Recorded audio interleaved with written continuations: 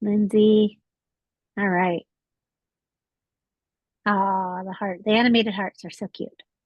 All right, y'all. I'm going to go ahead and get us started as folks are wandering on.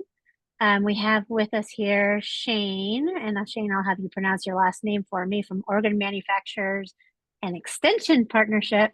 And he's going to introduce us to what that is, because I'm guessing probably most of you have never heard of it, and what kinds of resources are available through OMEP, and what the Manufacturing and Extension Partnership is. Shane, unfortunately, Shane and I haven't actually talked directly until this very moment. I talked to some other folks at OMEP, and then Shane graciously agreed to join us and talk to us. So Shane, I'm just checking in. Are you aware that most of the folks on this call work directly with farmers and do some small scale food distribution? Okay, good. So you are at least grounded in who we are a little bit. Yeah. Awesome. So if you just want to introduce yourself and then talk a little bit about what OMEP is, how it works, what kinds of resources it has, that'd be great. Okay, great. Well, it's nice to meet you all. As Cindy said, my name is Shane Steinke.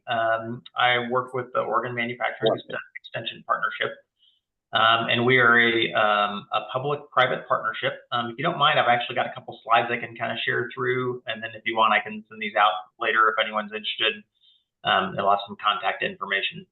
So let me see if I can do this correctly. And okay, with any luck, are you seeing a PowerPoint presentation? Yes. Okay, great.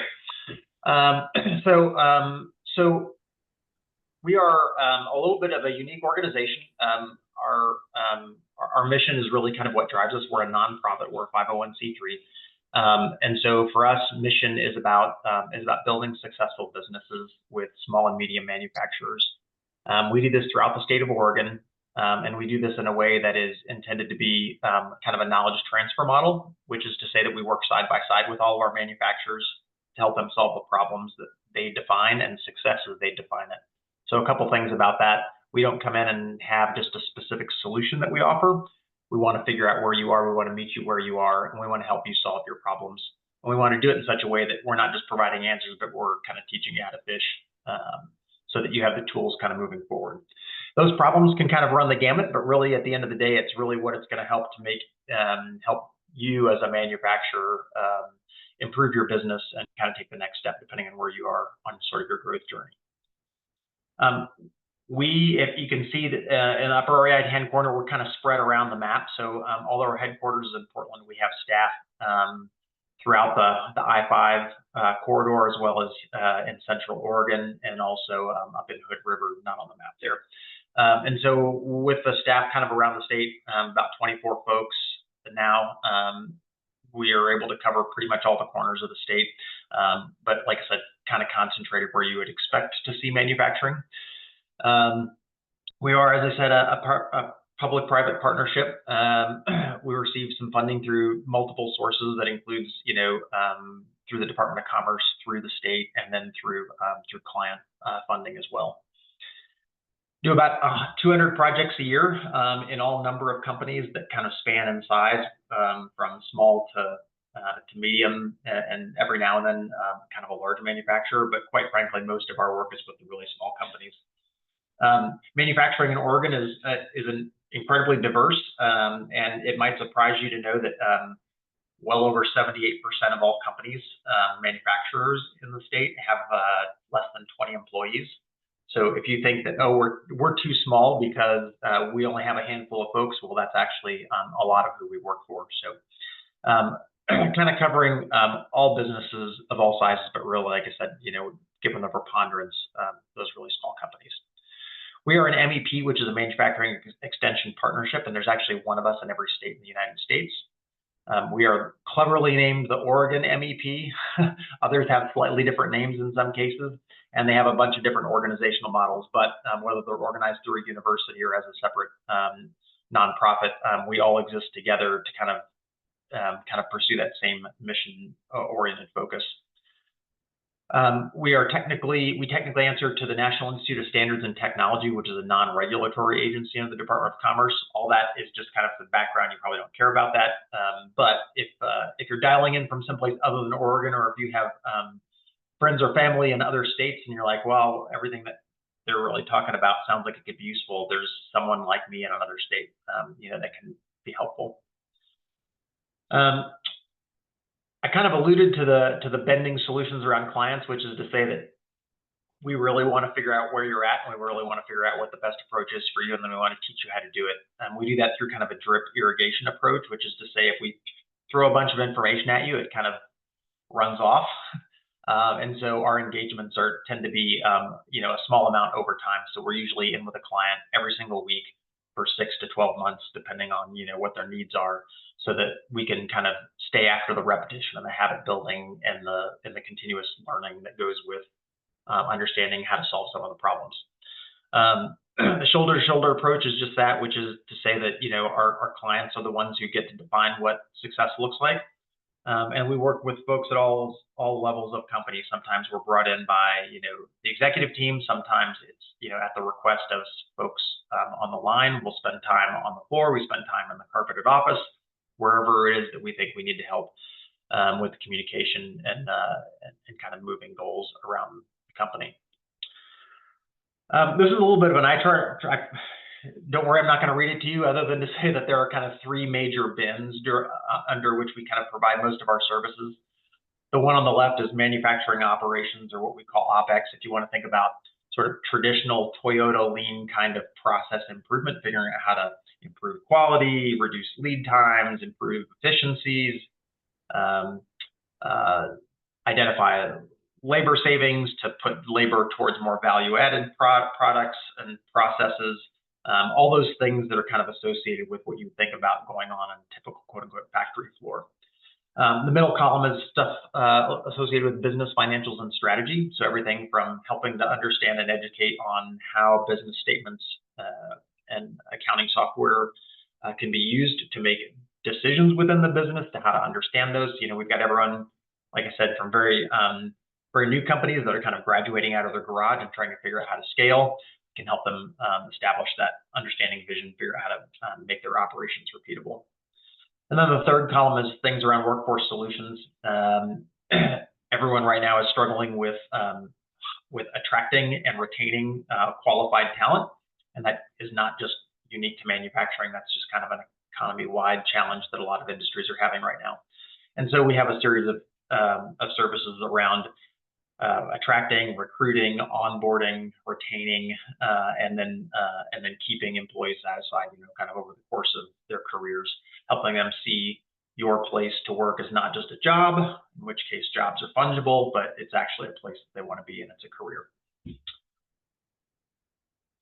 Skip that one and just say that when we measure success, you see a bunch of numbers here on the slide. This is over the last 12 years. Cumulative numbers. These aren't numbers that we make up. We actually have, because the Department of Commerce, our agreement with the Department of Commerce requires requires a third party to come in and survey all of our clients. So everyone that we work with gets surveyed by someone outside of us. And so these numbers that you see here are numbers that our clients have reported in terms of impact. So lots of impacts. We believe strongly in trying to leave kind of a legacy behind in terms of, what the impacts are. We have some clients who get everything they need out of one interaction, and some that kind of stick with us for a couple of years, depending on, the nature of the businesses that change. There's kind of always new challenges that they might run into. We do offer a free assessment. I'm not going to go into that too much, but if you think that an assessment is something that we might be able to help you out with, please let us know. It's certain that we provide for free. We'll come in, we'll take a look around, we can ask a bunch of questions, give you an appraisal of kind of where you're at and what we think might be beneficial for you to kind of take some time at. And that comes at no charge. That's all funded by the Department of Commerce. The other thing we do is we offer a lot of training events. We do have a couple of training events. Our website's there on the bottom with kind of our event page. We periodically offer, individual half-day training. Sometimes it's multi-day or multi-week training. over the course of, maybe one session a week for a couple months, depending on what the subject is. On lots of different things, we've got one that's getting ready to kick off here this next month on supply chain. We also have one of our strategic partners, the Pacific Northwest Defense Coalition, offering some training on export controls. And then we're also starting a series on workforce solutions, kind of in line with some of those practice areas to kind of teach folks some of our kind of best practices. And that starts at the end of July. Lots of other events kind of over the course of over the next several months, but those are kind of the first ones on the map. So in terms of, what can OMEP do for you? Well, believe it or not, manufacturing, I probably should have said this earlier, manufacturing is actually a lot broader than you might originally think. And so if you're thinking, well, I work with the soil, I don't do manufacturing. Manufacturing is, is only on a factory floor with a foundry or something like that. Just realize that manufacturing is defined by the Business Administration as any sort of transformative process. And so if you take flour and you turn that into bread, you're technically a manufacturer. And so a lot of things in food and beverage are all considered manufacturing. So anything that transforms a product from what it starts out as to something different, the value add that you provide in that process is considered manufacturing. So we actually do help companies all across the gamut, from breweries all the way, down to metal fab shops to folks making final assemblies and consumer goods that, you're maybe more accustomed to seeing in store or whatever. That's just a quick explanation of kind of who we are. And at this point, I'd like to turn it over to see what questions that may have inspired, or if you guys have any questions either about us or what it is that we do. Shane, could you talk a little bit about what kinds of projects you've seen in food manufacturing, whether that's packaged goods or ag processing? I think the brewery is probably not super relevant to this group, but if you can talk a little bit about that, I'd like to help people see where it would make sense to be talking to OMEP. Most of the folks on this call do some form of navigating in their community. So they come in contact with a lot of entrepreneurs and micro entrepreneurs. And the reason I wanted you on this call is I wanted these folks to know about, there's this resource that might make sense for them to connect their entrepreneurs to. Right. So we do work with food processors without naming specific clients, whether it's small companies that are making food just just for resale, whether it's associated with a restaurant or not. If it's for sale publicly, then it's kind of a manufacturing operation. We have worked with companies that do prepackaged food products that you might see on a store shelf in any local grocery store. Usually those are smaller, kind of more boutique brands. We're not dealing with, like a ConAgra or anything like that. Anyone that's doing food processing, out in the valley that, is taking raw materials out of the field and maybe whether it's freezing them or dehydrating them or packaging them for sale, to whether they're doing the sale themselves or whether they're selling through distributors or whatever. We work with all those types of things. A lot of stuff down in the Southern Valley around fruit products and packing.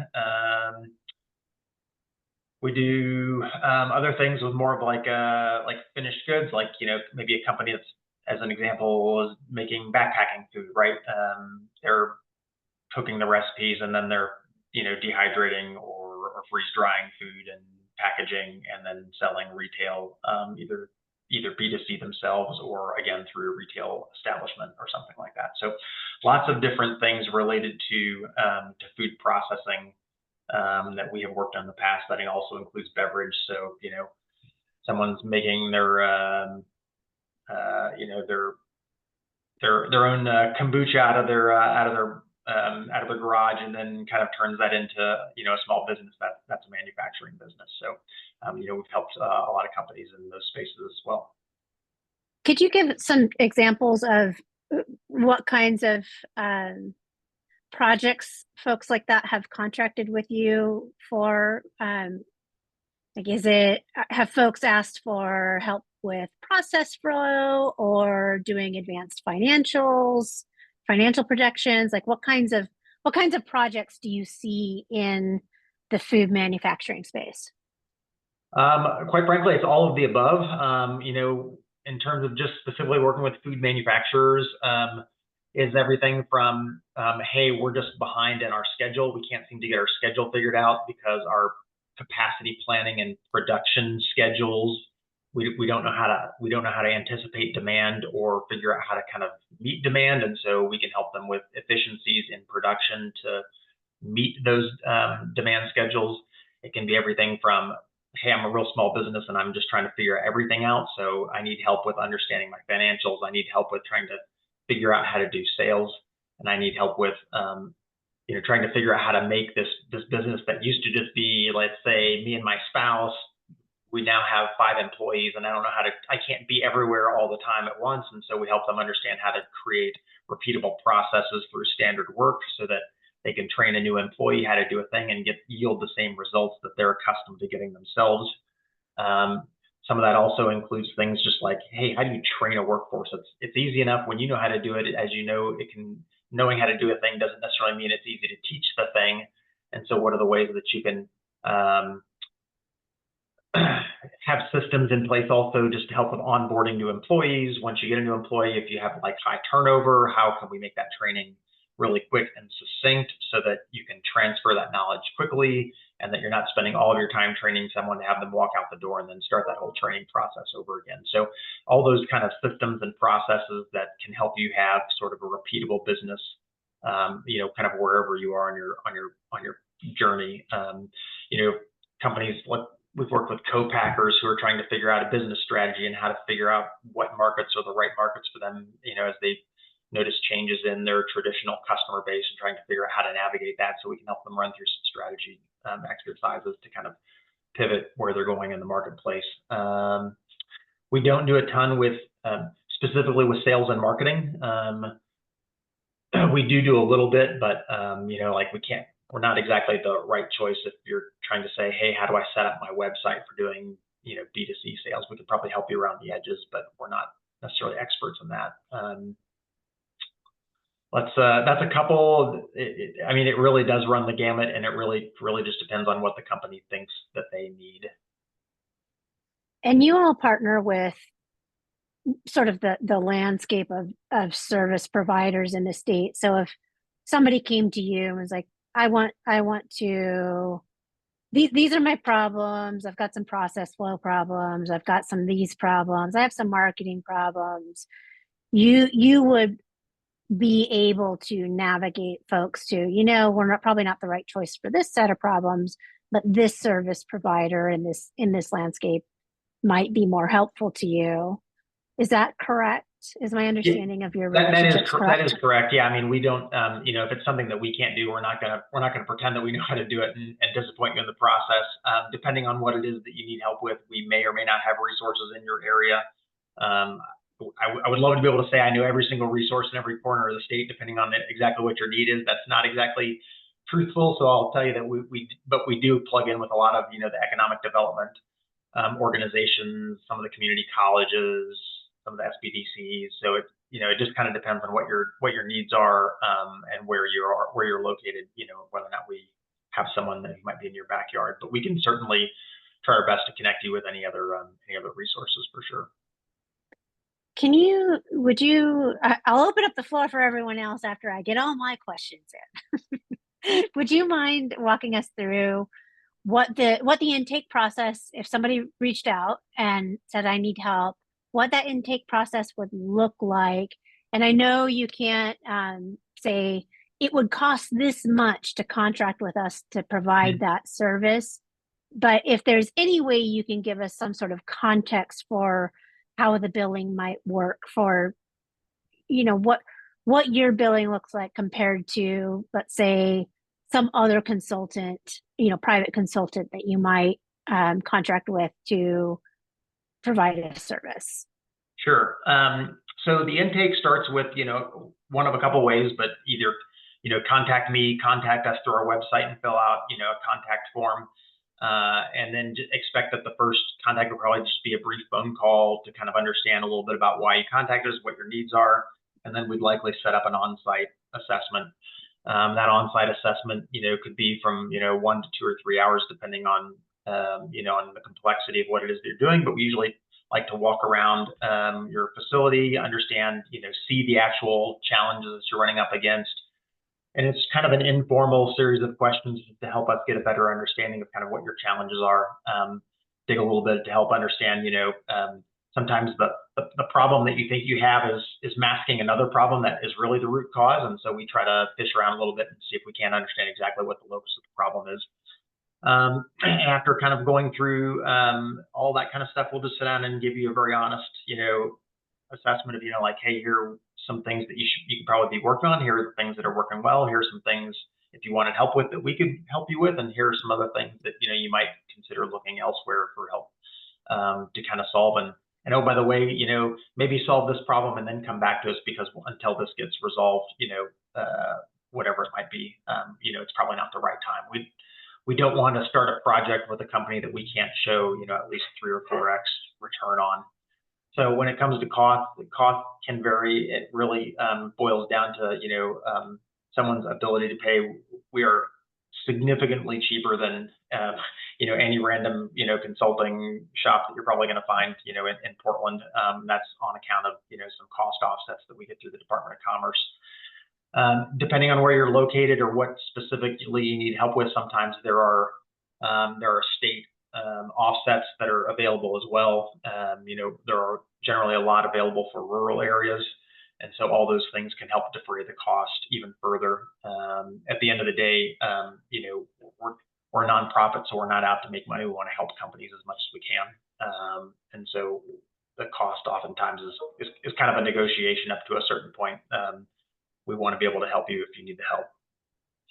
Great, that's helpful. Thank you. All right, are there questions from the group?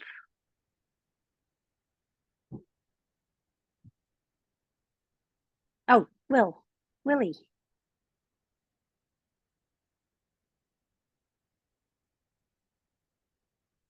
Willie, did you have a question? Ah, there you are. I did. Hi, Shane. How are you? Hello, how are you? Sorry, I didn't mean to be talking to a black screen, but for some reason it won't let me turn my video back on. So that's okay. You'll just have to deal with the disembodied voice. I'm not quite that black, but I am. I'm somewhat a person of color. Clearly, I'm familiar with OMED. And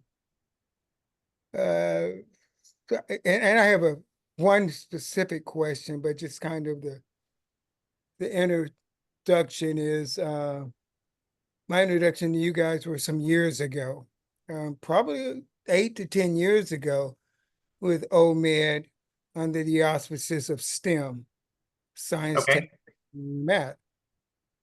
And it was more, for me, when you talk about STEM, most of the time people lean more toward the left or the right, toward computer science, technologies in those industries, aviation, aerospace, and such. Mm-hmm.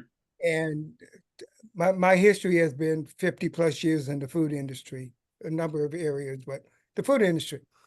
And so I look more at the ag side, but the food and beverage side. Mm-hmm.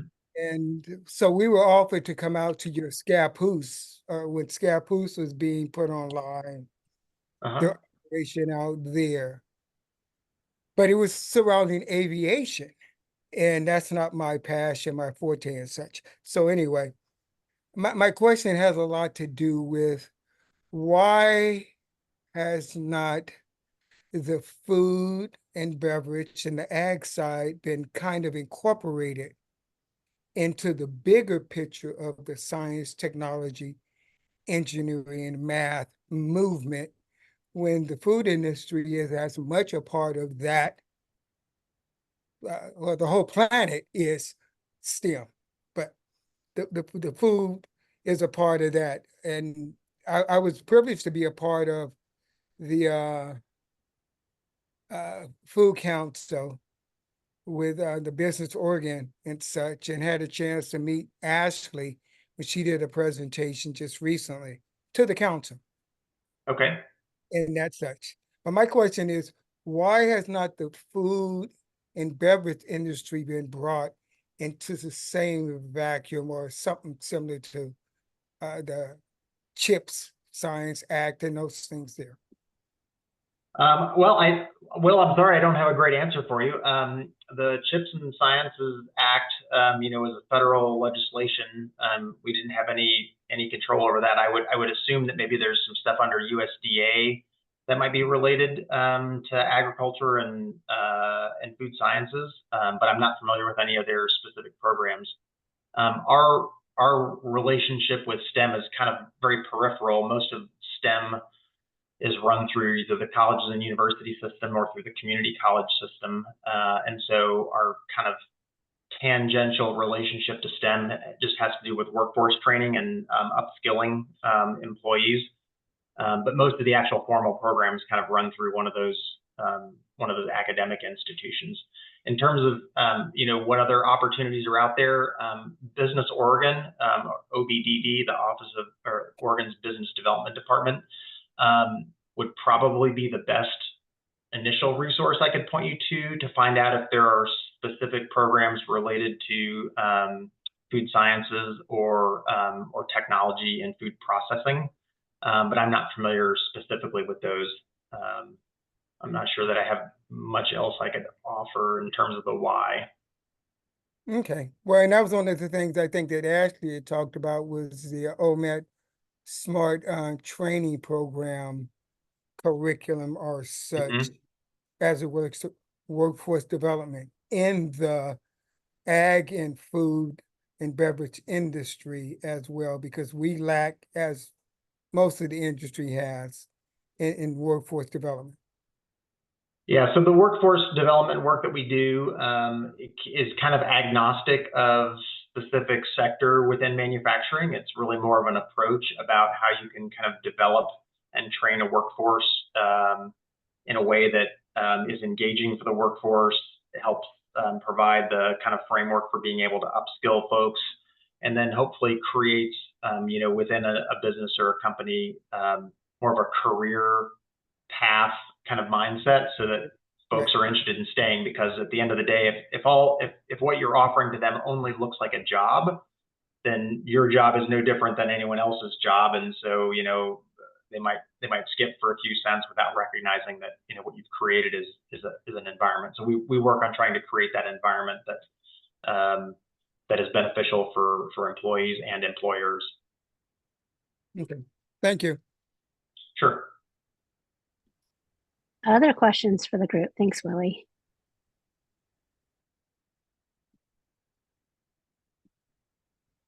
Well, I'm going to leave my contact information with, if no one has any other questions, with Sydney. And so if you do come up with questions later or you didn't want to ask in front of the group, please don't hesitate to reach out. I'm happy to answer any questions. Oh, sorry, it looks like there's another hand that's went up. I think we had had a hand up from Tanya. And also, Shane, before you do go, would you email me the presentation, because we'll include that in our notes so that folks can catch up with it. And you thought you were getting away clean, but you're not. Oh, that's all right. Tanya and then Kayla. Tanya, go for it. Yeah, I have a quick question. I'm just curious if you think of if there's any equivalent to what you're doing that you know of in the ag focused sector. So the closest thing that I can think of would be, if there's an ag extension which I think they typically run through a lot of schools or universities, is if there's an ag extension working in your area. Although they both carry extension partnership as part of their sort of model, they're kind of structured a little bit differently. So ours is a little bit more like specific consulting, and my understanding about the ag extension is that it tends to be a little bit more focused on specific programs through oftentimes either USDA or others. But that would be my best guess is maybe check with a local community college near where you're located and see if they have an ag extension. Great, thank you. And Kayla, it looks like, has a question too. Yeah, I was just going to ask, like, in terms of scope, when you're working with clients, like, I know you were saying that, like, oftentimes consulting would be 6 years or 6 months or a year. Are there some people that kind of like dip back in who have already sort of skilled up for some of the business management or the manufacturing work that you've helped them establish, that maybe just come in to say, evaluate, like, I want to decide whether I should add this, like, enterprise or this market channel or something, that you could have like a briefer engagement with? Or how do you kind of scale that to what their needs and capabilities are, I guess? Sure. Yeah, depending on what the client's looking for, the reason most of our arrangements tend to be structured a little bit longer term is because what you'll find oftentimes is that when you're trying to change process in a company, it's also about changing habits and behaviors, and sometimes about changing minds about things, and that is hard to do, kind of on a one-off thing. Yes, we do have clients that, will work with us for an engagement and then say, okay, I've got it for a while. And then, maybe they come back a year later and they're like, okay, now I've got this new problem, help me get past this one, and so maybe it's kind of an on-off depending on what they need. In terms of, the size of those engagements, is it kind of just a quick one? So we do a lot of work with previous clients where they're, it's just a phone call and they're like, hey, I just kind of bounce something off of you, and we're happy to help with that. So at the end of the day, what I would say is we want to help you. We want to help whatever our clients are, help them solve their problems. And so if that means that, we kind of change a little bit about how we do things and come up with something that, is more suitable to what your needs are, then nothing's off the table in that regard. Cool, thank you. Of course.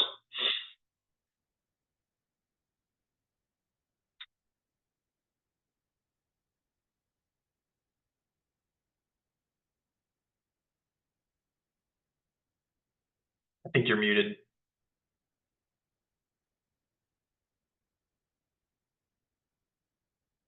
Sydney, I think you were muted.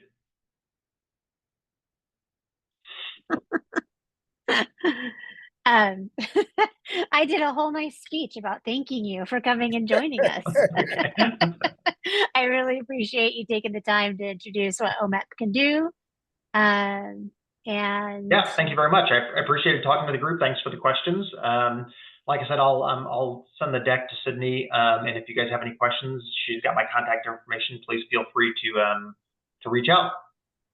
Appreciate it. Take care. All right. Bye-bye. Thank you. All right, y'all. It's time to get into the weeds of equipment purchasing. So we have the whole rest of the session is basically an open forum for us to talk about all this equipment that we're trying to buy and what our questions are about them, and hopefully do some open sourcing some answers from within this group. So who has an equipment question?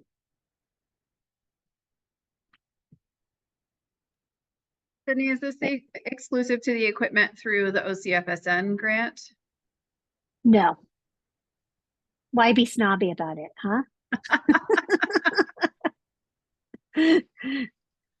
Well, my question would be then, if it's not through the grant per se, how is it paid for if we or somebody did outside of that?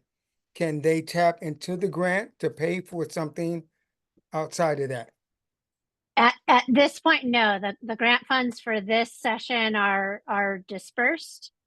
So no, but I'll answer if you're buying something, you've got funds and you're buying something, we'll work on answering your questions for it in this session.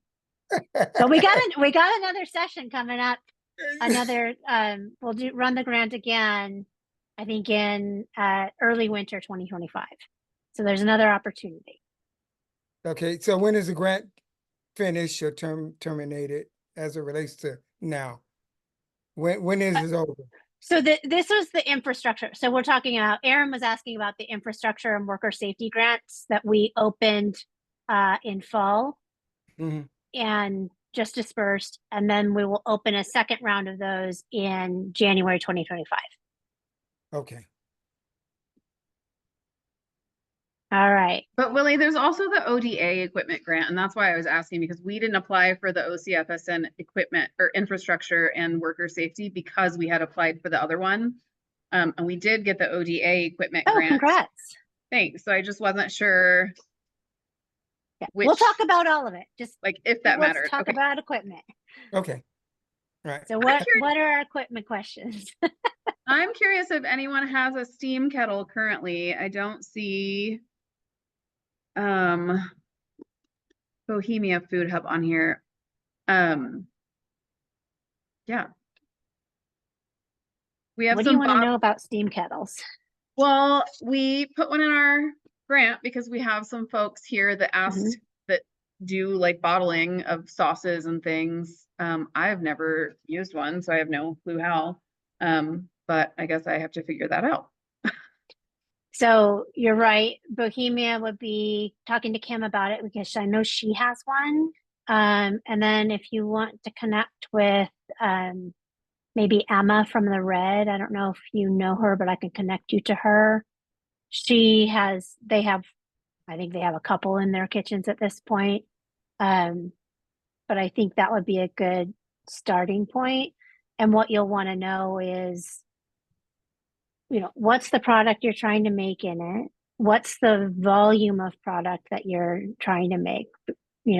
That's what you're going to want to know for sure before you start talking to a salesperson. And then you're going to have, some plumbing questions around the gas plumbing if you're doing plumbing, and you'll probably have to do some permitting to get that in if you don't have it already. So those are like the thing that I can give you a heads up on right away. Twyla, do you have a response to Aaron, or you have another question? So this conversation, I'm here just to learn mostly, but Andy, he's out.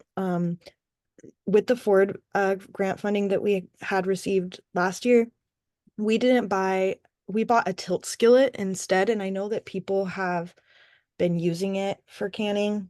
But I don't know more about that, but I know that there's a lot of conversation about buying a tilt skillet versus buying that type of equipment. So I can connect you to Andy, and maybe he could give you some information about what we did purchase. I think, with any equipment that you guys are buying, sort of the first stop is to be really clear on exactly what you're using it for, because that will help when you start going down the odyssey of what piece of equipment do I actually need. It helps your contact, your supplier, get you sized correctly, get you into the right piece of equipment, because you're right, a tilt skillet might be more appropriate for one thing or another. And what will happen is your entrepreneurs will be like, I need a steam kettle because that's what they think they need, but maybe that is not what they need. Or maybe they could use a tilt skillet instead of a steam kettle, and that gets you more versatility in your kitchen. I think that's what we decided. Mhm.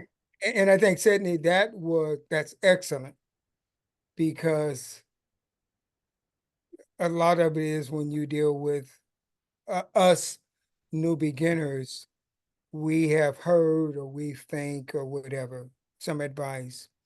We need one thing when really we're not even a quarter or halfway to needing a kettle or whatever. But the other side of it is, when you talk about equipment, remember, the pandemic had really devastated across the industries, but a lot of business closed down, and equipment was 50 cents on a dollar, maybe 25 cents on a dollar. So the equipment is out there. It's just, what do you need? And then what are you willing to pay on, like you said, Sydney, hookups? What's the standard? What kind of facility are you in? And da. Yeah, So we got it is there. We had a great piece of feedback from Tanya to ask also what somebody wished they knew about having purchased a piece of equipment. What didn't work out the way they thought it would be. But Aaron, when I'm working with somebody, like when I'm trying to help somebody scope some space or figure out a layout or things like that, I actually ask them to write a narrative. This is how I do it. This is what I use this for, because people can be really reductive. I need this. And sometimes that really isn't what they need, because they're trying to solve their problem, but there might be a number of different ways to solve it. So I would encourage you to like really have a conversation and get sentences out of someone about how they are exactly using that piece of equipment. And I don't know between Twyla and Corey whose hand went up first. You just said what I was going to say, and I will say that tilt skillet is definitely used more for versatility. A steam kettle is very specific to a very specific type of use. It's a very efficient way to heat something quickly. Whereas tilt skillet, you can do everything and more. I was going to back and say the exact same thing you just did about writing out your program and really asking, what do you need to do? What do you want to do? And what would be really nice to do if the thing could do it as well?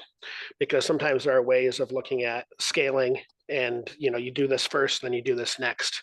And you can, if you write everything down rather than just asking questions, and write down all your answers and your questions and share that with someone in the industry who is providing the equipment, that will go so much farther than saying, what do you have? And, what do I need for this very specific thing? Share everything that you're doing, and then we have a different solution.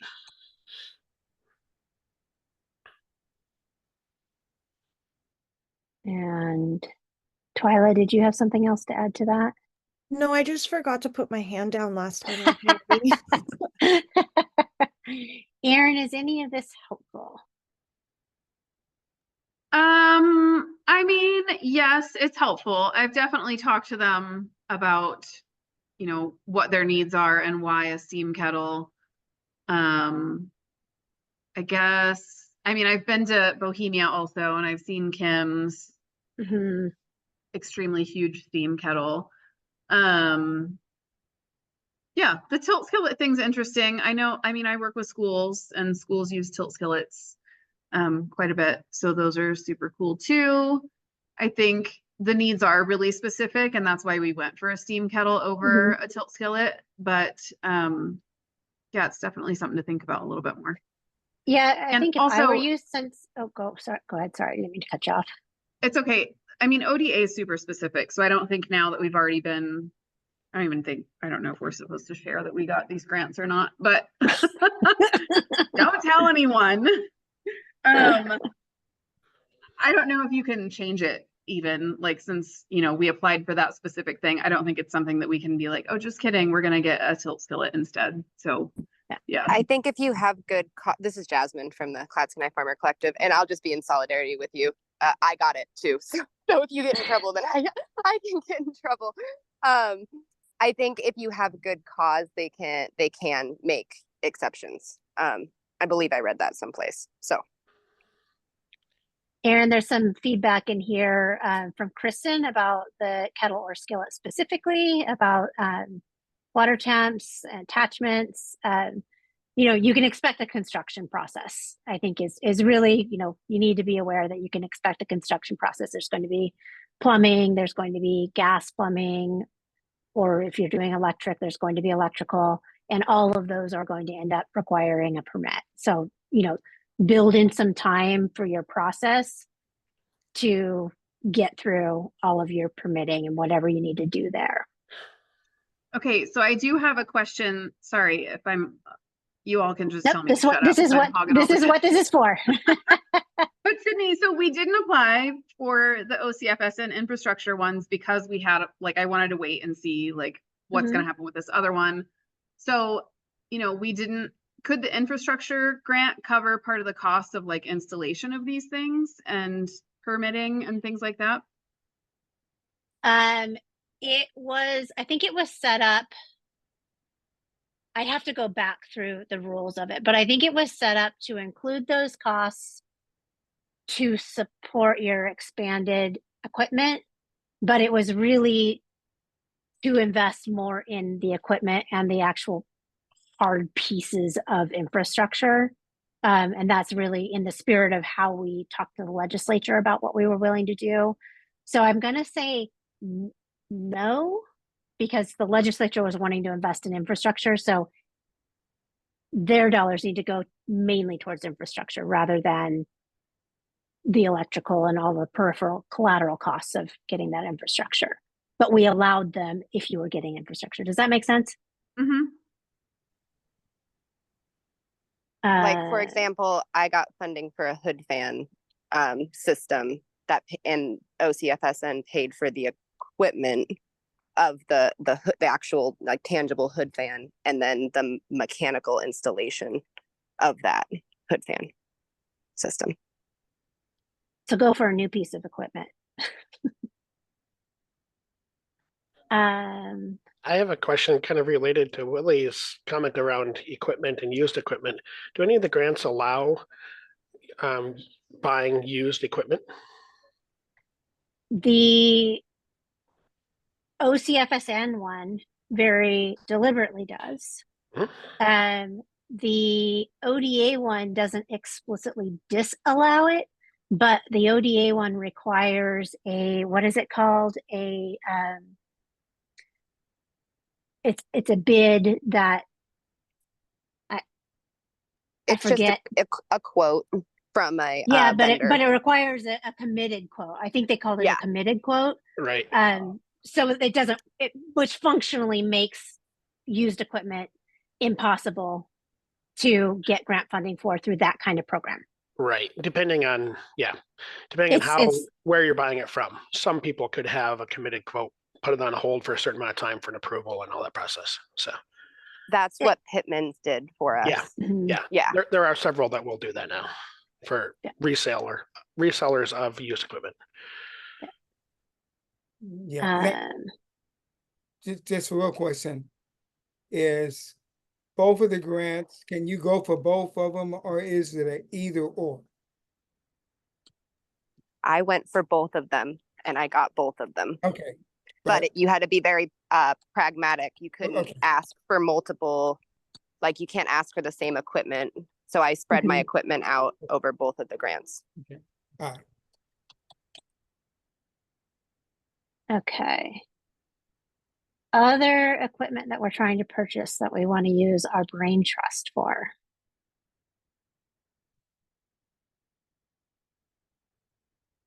Really? I set aside the whole thing for this? Nobody wants to talk about equipment that they're purchasing? I have Abe, sorry, I didn't raise my hand. Oh, now everybody's jumping in. Go ahead. No, you go ahead.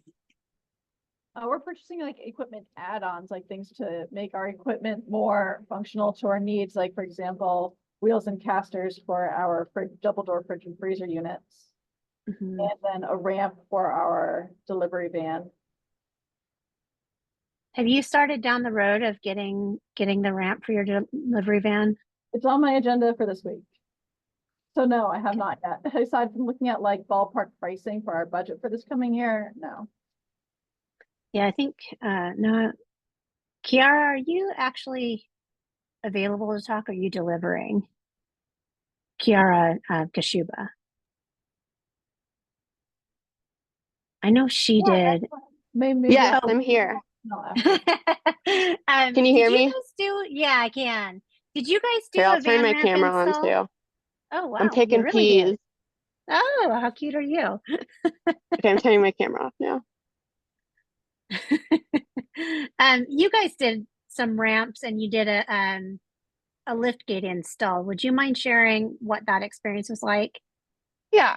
The ramp was back from when I was with Gorge Grown, so I don't have that paperwork on me right now. Oof. Sorry, let me get to the shade. And the thing to consider, I'd say, with the ramps, or depending on what model you get, you'll either end up blocking off the back door to your van. So if you need I don't know, something that's like forkliftable where you want to be able to get a pallet into the back of a van, the ramp's probably not the best idea. I don't know, but it works for like rolling dollies and hand trucks and whatnot. What else? Finding someone to install it was a little tricky, and my partner actually ended up doing it and got a good eyeful of installation. So I don't know, and think about install and who's gonna do that. I think maybe it was called Handy Ramp. I'm not sure. I can look into it. But then the lift gate, we got our lift gate from FMI in Portland. They're on like North MLK. And they're kind of like a one-stop shop, like a Zuzu Hino truck spot, and have like a whole like accessories department. So we ordered our lift gate through them, and then they installed it. And what I'll say about that is it took about 9 months longer to receive and install that than we thought it was going to. Just with the whole supply chain on back order. Well, that was like 2022 too, wasn't it? Or 2021? Like it was right in the real supply chain difficulties. What kind Yeah, of I think it must have been 22. what kind of van or truck did you guys have that you installed it into? We have currently a like 16 foot Isuzu box truck.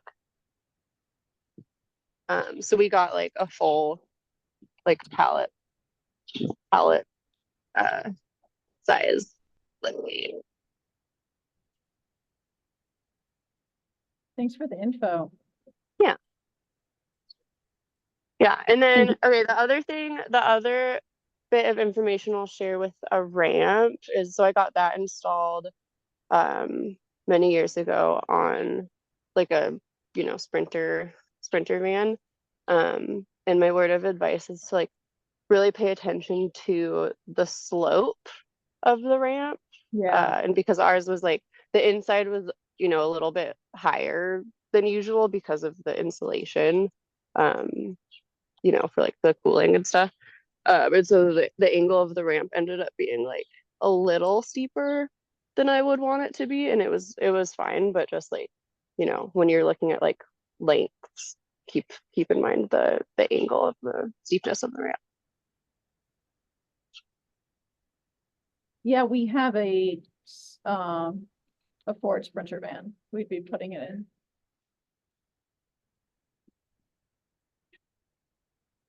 Yeah, Lindsay, for you guys, especially since you have so many relationships there where you can probably take a look at people's ramps and vans and vehicles, it would be worth your time, or whoever's project this is, it would be worth their time to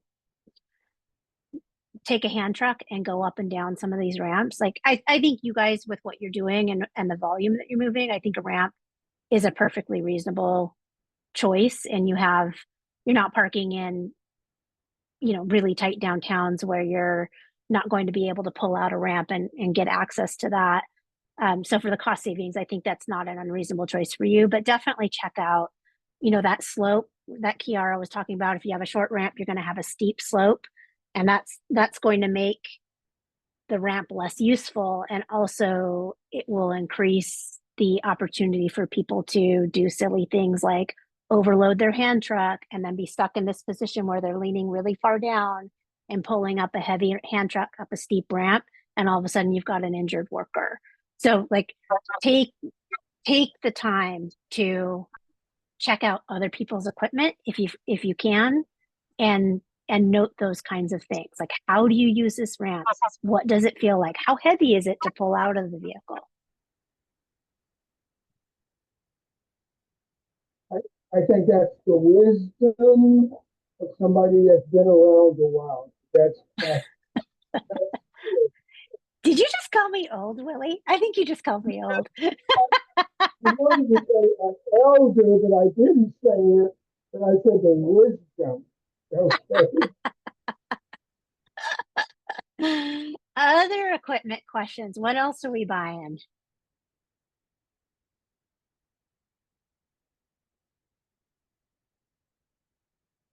Jasmine, you had one, I thought. Yes, I did, but it's kind of a can of worms. So I'm just wondering, and I don't know. Well, I guess Lindsay asked the van question. So I did apply for funding for a van, and I will find out at the end of this week. But I'm wondering if OCFSN has like done, I can't remember if you guys have done like a van specific talk, or if there's like a resource like comparison of different transit and Sprinter vans. Yeah, reviews.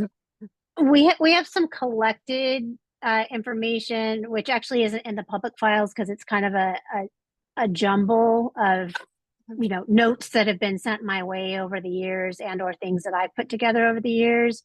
But Jasmine, one thing to really think about is, you know, if you're thinking about something like a Sprinter or whatever vehicle you're thinking of, make sure that there's actually a repair facility somewhere in your area.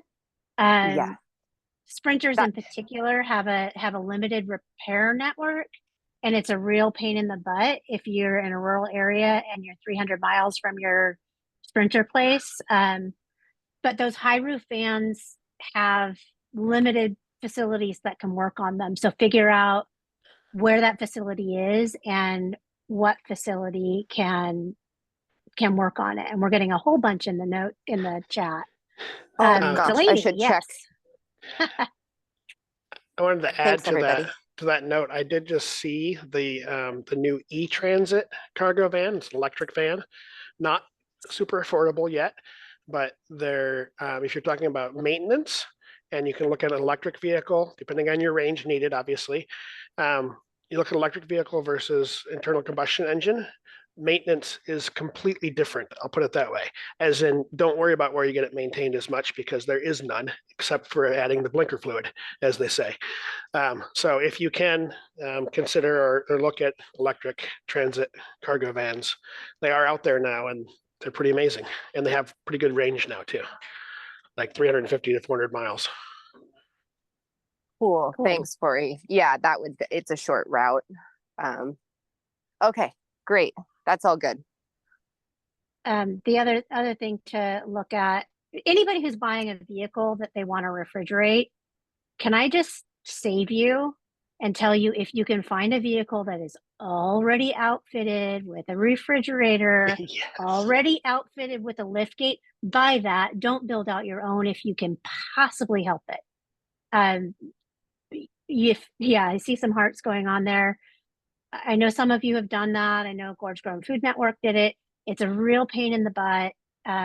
It takes a lot of time. You're going to be looking, Food Roots did one. Lindsay, you weren't there when they did it. But it's going to be 9 months of your life chasing this van, figuring it out, figuring out who can help you, finding 3 or 4 different service providers to put this van together for you, to get the insulation, to get the refrigeration, to get the ramp welded on, to get all of your electrical hooked up. It's a pain in the butt. So if you can find something that is not requiring you to do the project, do that. Even if it's not exactly what you want, it might be better for your organization. Totally. I'm just gonna operate out of coolers. Forever. Yeah, possibly forever. You know, if we grow that much, Sydney, then I'm done. Are you sure you don't want a refrigerated truck? Like the refrigerated box trucks, the used one is a small used one is really not that expensive. I'll look into it. It's more of the space constraint because we have such a short route, and I'm not really thinking that we will be expanding beyond that, because we have so many partners that do have refrigerated vans throughout the North Coast. So that's just my thought process there. It could be completely flawed, so I will examine it for sure. Yeah. I mean, take a look at like Kiara's little Isuzu she dropped a picture in the chat. Those fully refrigerated are pretty available used, and they're not that expensive. I don't know what funding you got, but you might want to think about it. It also, you're investing in your infrastructure and expanding your infrastructure right now. Having that vehicle is a backup refrigeration unit. That's what I was going to say. Yeah. I know there's a number of food hubs here who have utilized their backup refrigeration unit and we're real happy they had it when they had other problems. So just something to think about. Okay. I'm not trying to advocate one way or another, just throwing some things out there for you to think about. Thanks. This was very helpful. Glad we went down this rabbit hole. Thanks. It wasn't even that much of a rabbit hole. No, Linz, no, it looks like you have another It question. wasn't. And if you ever organize your mind thoughts about and get it into like a template form, I'd love to see any other comments about vehicles. So Yes, absolutely. Lindsay, it looks like you have another question. Oh, you are muted. So first, one comment about if you have a refrigerated van, definitely budget into, yeah, put repairs for it into your budget. We just had our, what was it called? The The oh, condenser. pressure. It was like a low pressure thing in it, and so it wasn't cooling consistently. So we just had to have that fixed. $30,600. And it's also all the way on the other side of Portland. So it's a good like 2-hour drive without traffic to get there. So just know those things. Yeah. It's like I think we those are good It's flags. like I set aside, $1,500 for a Thermo King repair. I did not set aside $3,600 for a Thermo King repair. So stuff like that. Just Yeah, know all of you getting vehicles, know where you're going to fix it and know that you are going to fix it, because they are really useful, but they are also holes in the ground that you throw money into. Oh, not 30K. Oh my gosh. 36. Sorry. Yeah, I was totally ready to like forego that whole. Sorry to cause you a heart attack. Yeah, 3,000's okay. And then I did have a question about like how much space on like the inside is eaten up by that ramp that like makes it so you can't actually like put food and stuff in there, like bins. It should be on the under. No, it's not. Well, it looks like it's on the inside of the truck. Yeah, no, you're right. Kiara, do you have a response to that? How much space is being eaten up by the ramp? Do you remember how much it impacted the available space afterwards? It was just like a foot, But yeah, I was right? Because it folded up like in half. Okay. So it's just like a block at the end. Thank you. Kayla. I was just, as I was thinking about my partner's a mechanic, and he's often the go-to guy for our local food hub.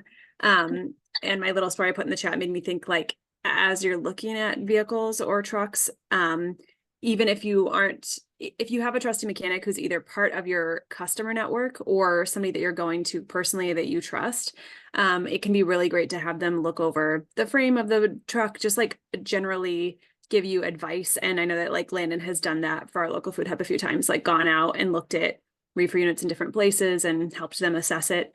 Even though he might not have the like cooler unit info, he can give them a really good sense of whether they're getting a good deal or not, and has helped them stay away from some lemons. So don't hesitate to call on your network.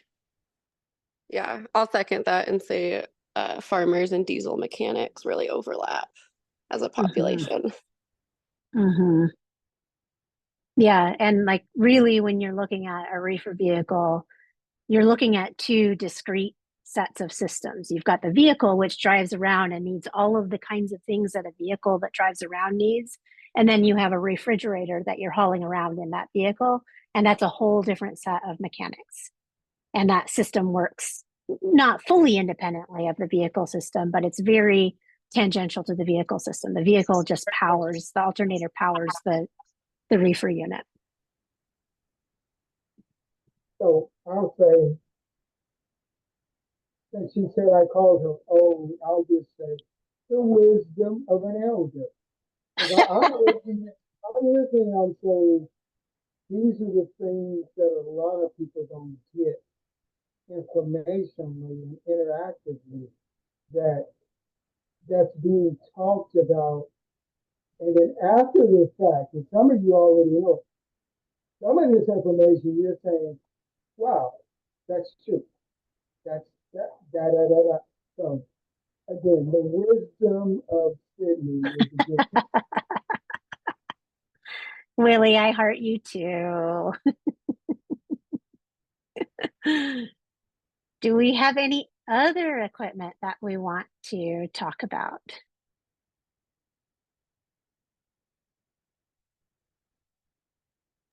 Someone had put into the chat something about fridges, I think. Oh, yeah, Delaney, she left, and that came out of so we did a separate session on building walk-ins. So if anybody's thinking about building walk-ins or thinking they want to think about building walk-ins in the next ever, you should definitely check out that session. It's in our public files, and I emailed it out to everyone as well, so it should be readily findable. But if you're having troubles, let me know. And we had a conversation with Bar Green Ellison, with a guy who actually builds the walk-ins for Bar Green Ellison. And so he walked us through what that process looked like. And what a lot of our folks understood from that was, maybe I don't want to walk in because I'm planning on moving and I think I want to move my walk-in. And all of my costs are actually sunk here. All I can move is my panels. So I don't really save anything. Or I want a really small walk-in and I actually might want to stick with the reach-in refrigerators that I've been using so far. Linz, I think you guys have talked about different equipment, and I know you have like lots of refrigeration issues, storage issues where you are. I don't know what it looks like now in your newest spot. But if this newest spot, you're not in there yet, okay. Until August now. Oh, We're I'm really, so sorry. No, we're just really happy that we did not apply for that OCFSN grant this year, Yeah. and we did. That you can do that next year. So if you're thinking about a walk-in, you should definitely check out that session, because it will help you think about, where is there enough economy of scale that it makes sense to go through a walk-in building process. Because when you think about building a walk-in, you need to think that you're building a building. You need a foundation of some sort, you need to put up the walls, then you are bringing in that ever-loving refrigeration and the refrigeration guy to get it all set up. So, there's a lot of things that go into building a walk-in. So you should definitely check that out if you're thinking about it. I have it saved.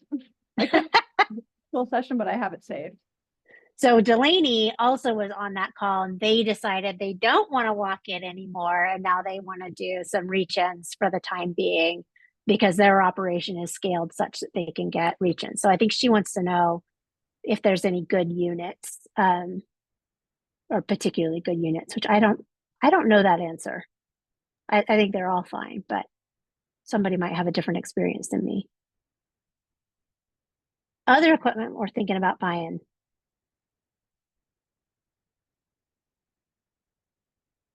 I mean, it's June and it's 80 degrees outside my door. Like, we can go home early if you guys don't want to talk about equipment.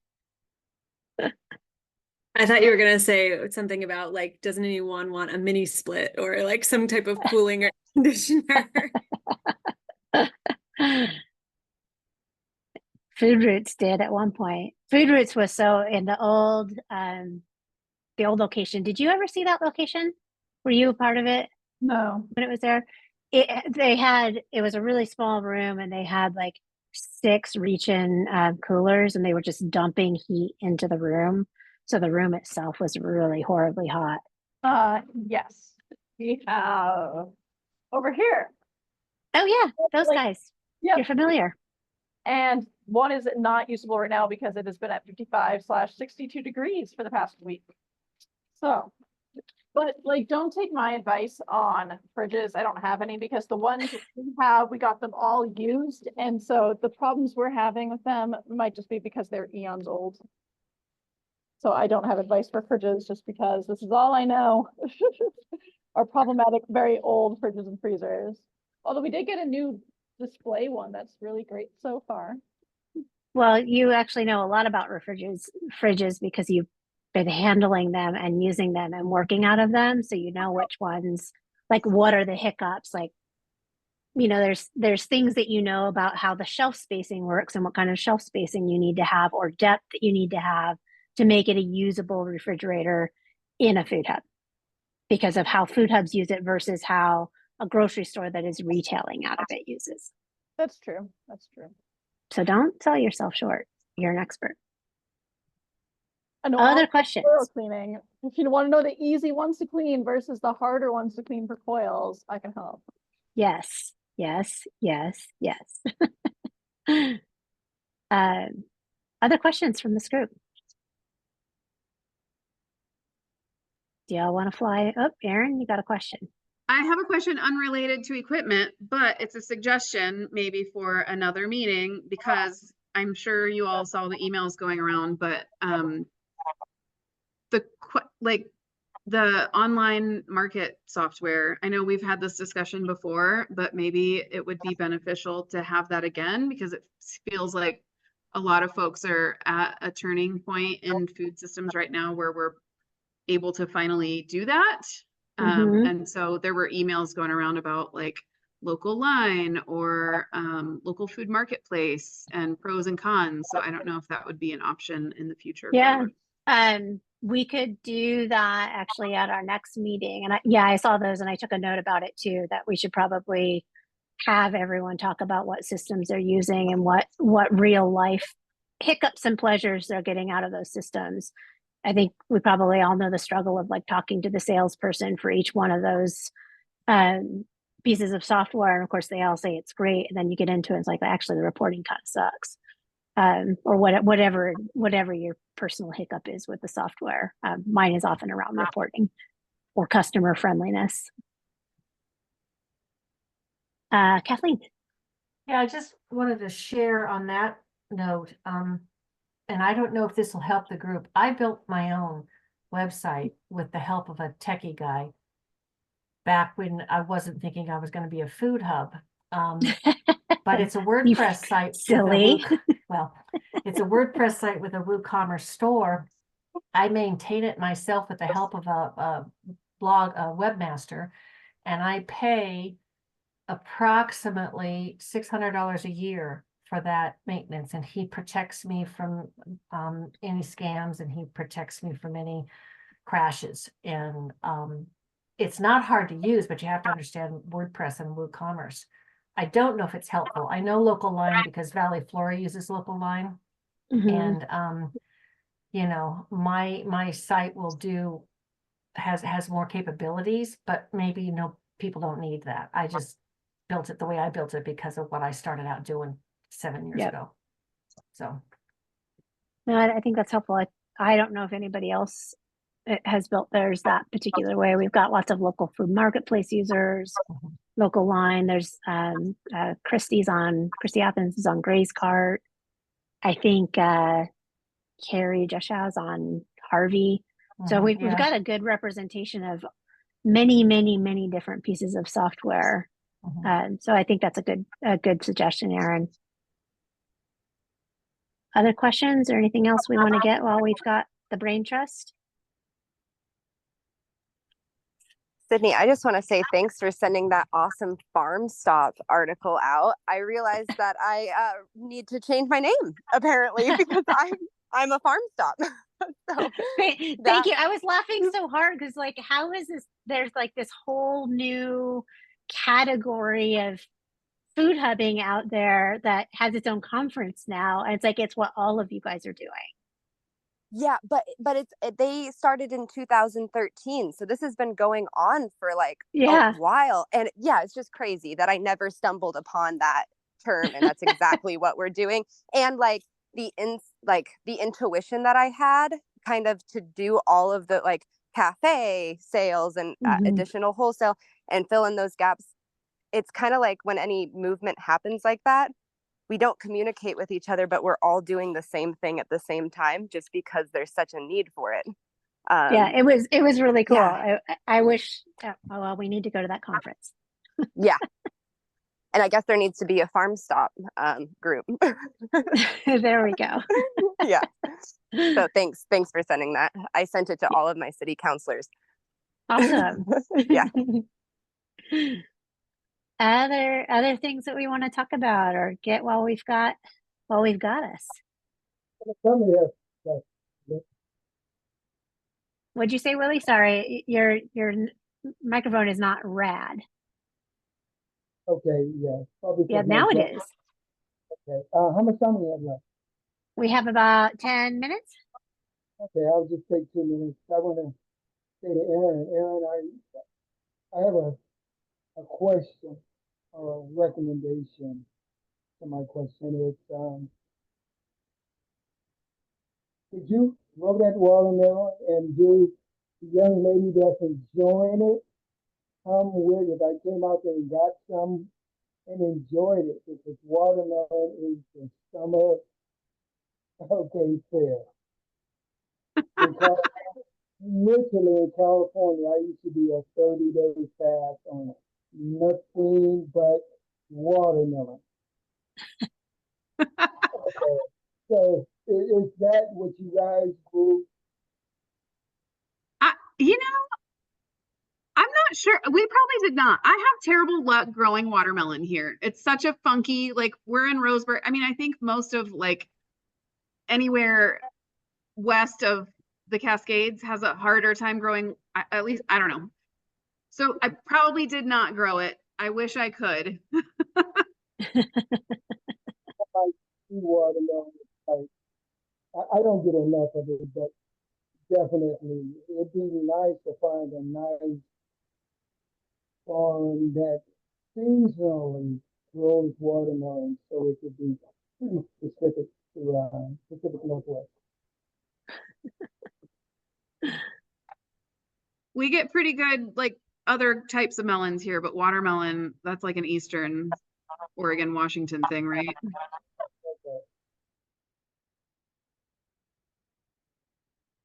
All right, you guys. Thank you. Thanks for all the great questions and the great help. Thanks for being a brain trust to ask these questions. I hope you guys know how knowledgeable you are. Whenever we bring a question to this group, there's a lot of answers sitting right here. And that is a really powerful thing. So you are appreciated. See y'all next month. Take care. Thank you. See ya. Bye. Bye.